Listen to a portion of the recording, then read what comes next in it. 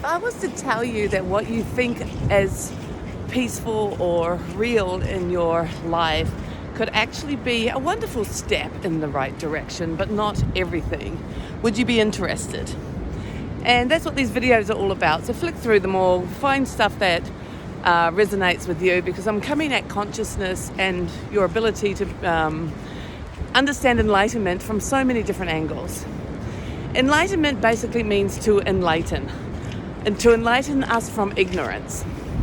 And so when you read ancient books written on the Indian continent about enlightenment, or on the Asian continent, you might, if you come in from that angle, you might actually understand it more.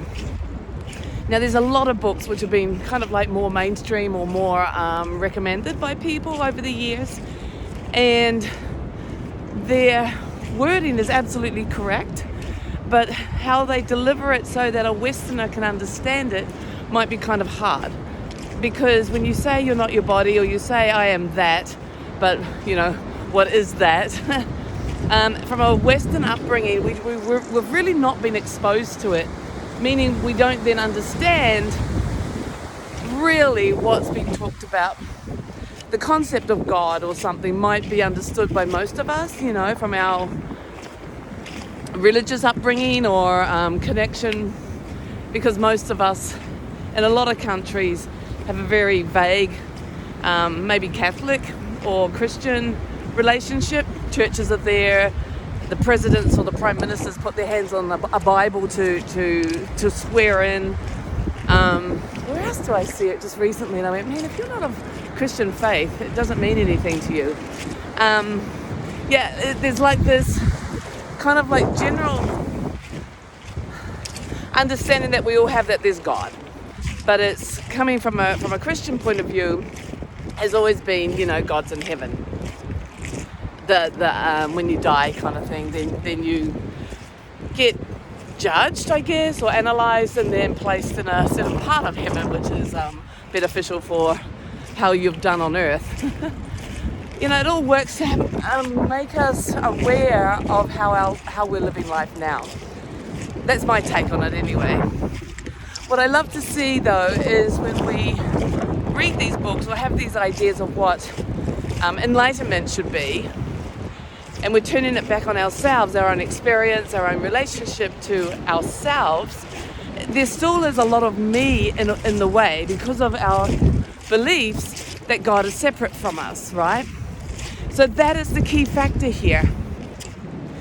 We actually have to overcome the idea that God is separate for us to actually start allowing ourselves a deeper and richer experiencing of the universal experience of now, to allow ourselves to fall into it and then own it as a part of us, or as us completely.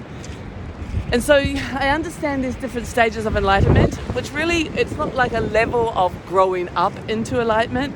It's actually a level, if you wish to call it, of letting go into what's true, or understanding or recognizing in your own experience the eternalness of now without any separation.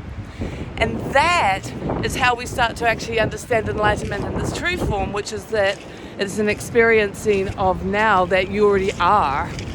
So you already are enlightened. And in fact, it's not even me who is enlightened. You've got to dissolve the me for enlightenment to exist in its pure form.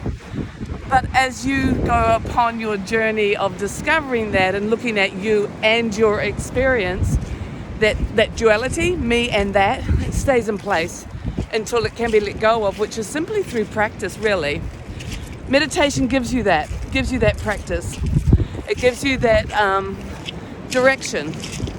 What I wanted was, in the smorgasbord of spiritual guidance and techniques in the world, I wanted to find the one that was just pure and worked. And I was very blessed, I believe, that I did.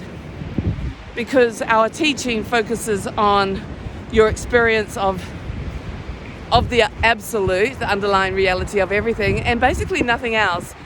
It allows, we focus on your journey of letting go, so you can have a journey of letting go, but you're letting go, and we're talking about it so you can truly experience the underlying reality of everything. So that's really the ultimate teaching always.